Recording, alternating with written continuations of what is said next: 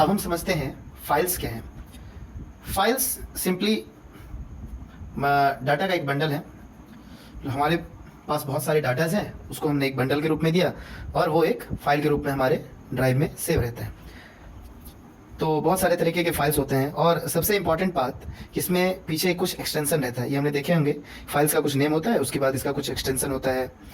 तो जो एक्सटेंशन होता है ये बताता है कि इस फाइल का टाइप क्या है। जैसे MP3 है तो ये तो हम लोग जानते हैं कि ये एक कोई म्यूजिक फाइल होगा, JPG है तो कोई क्या पिक्चर फाइल होगा, उसी तरह MP4 है तो कोई वीडियो फाइल होगा, .exe है तो ये कोई सॉफ्टवेयर होगा, ये कोई सॉफ्टवेयर होगा। तो ऐसे ही बहुत सारे तरीके के फाइल हमारे हार्ड डिस्क में होते हैं जो हम इसमें सेव करके रखते हैं।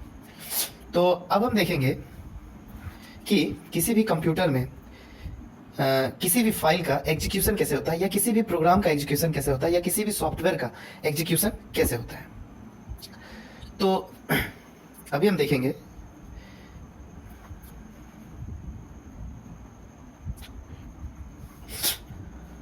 तो हमारे कंप्यूटर में सबसे पहले एक प्रोसेसर होता है, हमारा प्रोसेसर।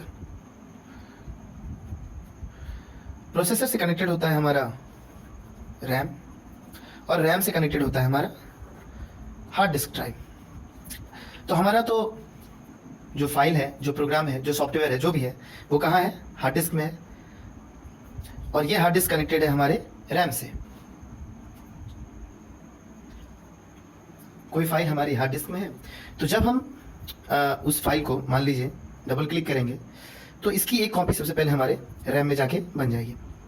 ओरिजिनल फाइल की एक कॉपी रैम में बन जाएगी और फिर इस फाइल का जो पहला इंस्ट्रक्शन होगा वो हमारे CPU में एंटर करेगा, जो प्रोसेसर है हमारा उसमें एंटर करेगा।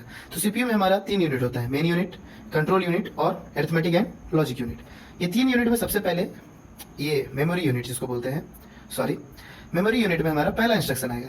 मेमोरी यूनिट से होकर फिर ये कंट्रोल यूनिट में जाएगा और कंट्रोल यूनिट के बाद ये हमारे अरिथमेटिक एंड लॉजिक यूनिट में जाके मतलब फाइनली एग्जीक्यूट होगा। अभी आइए आगे समझते हैं कि किसी भी C प्रोग्राम को फुल्ली एग्जीक्यूट कैसे किया जाता है, कोई भी कंप्यूटर उसे किस तरह से एग्जीक्यूट करता है।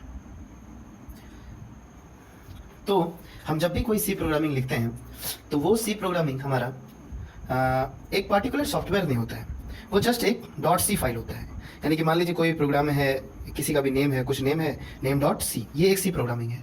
तो इसको कोई भी कंप्यूटर कैसे समझेगा? तो कंप्यूटर को समझाने का तरीका क्या होता है, ये जो हमारा प्रोग्रामिंग होता है ये सबसे पहले हमारा CPU में प्री प्रोसेसर के अंदर जाता है। किसके अंदर? प्री प्रोसेसर के अंदर। और प्री प्रोसेसर में ऐड होता है हमारा कुछ हेडर फाइल्स।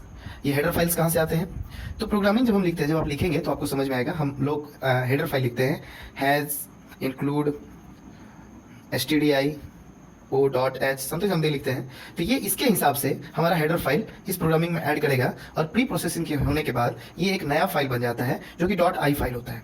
मान लीजिए name.i फाइल हो गया। अब ये .i फाइल हमारा कंपाइलर के अंदर जाता है। कंपाइलर, अब ये कंपाइलर क्या करता है?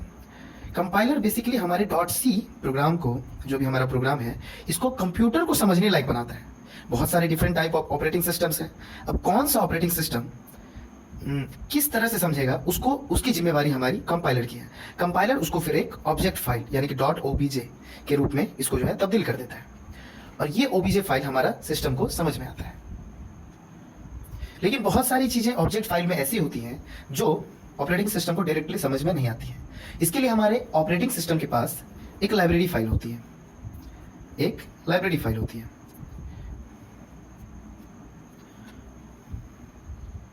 और लाइब्रेरी फाइल के हेल्प से, की मदद से जो है हमारा जो OS है, जो कंप्यूटर है, उस obj फाइल को यानी कि हमारे बेसिकली .c फाइल को वो समझ पाता है कि हम कहना क्या चाह रहे हैं, हम उसे कौन सा इंस्ट्रक्शन देना चाह रहे हैं।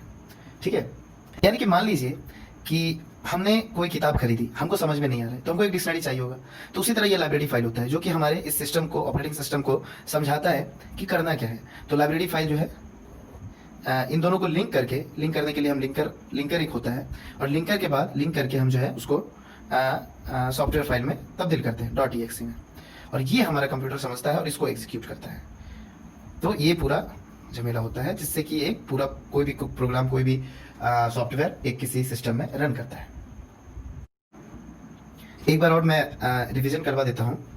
सबसे पहले तो हमारे पास जो name.c फाइल होता है वो हमारा प्री प्रोसेसर में जाता है। प्री प्रोसेसर में हेडर फाइल के हिसाब से कुछ फाइल्स इंक्लूड हो जाते हैं और जो कि उसको एक नए फाइल में तब्दील करता है जो कि .i फाइल होता है। और इसके बाद ये .i फाइल हमारा कंपाइलर में हो जाता है और कंपाइलर जो होता है, कंपाइलर सिर्फ का काम ये होता है जो हमारा .i फाइल है उसको ऑब्जेक्टिव फाइल में ट्रांसफर कर देना। तो ये .obj फाइल होता है और .obj फाइल ही हमारा सिस्टम समझ सकता है, लेकिन किसके हेल्प से? लाइब्रेरी फाइल की हेल्प से। और इन दोनों को लिंक करने के लिए हमको लिंकर होता है, लिंकर का जरूरत होता है जो कि हमारा प्रोसेसर में ही लिंकर होता है। और लिंक करने के बाद जो हमारा एक फाइल बनता है जो कि .exe फाइल बनता है और हम ये .exe सॉफ्टवेयर फाइल किसी को भी दे सकते हैं, किसी की भी मशीन के थ्रू एग्जीक्यूट कर सकते हैं। और यही इसी तरह के एग्जीक्यूट सॉफ्टवेयर फाइल्स बना के हम वेरियस सॉफ्टवेयर डिजाइन कर सकते हैं, डेवलप कर सकते हैं।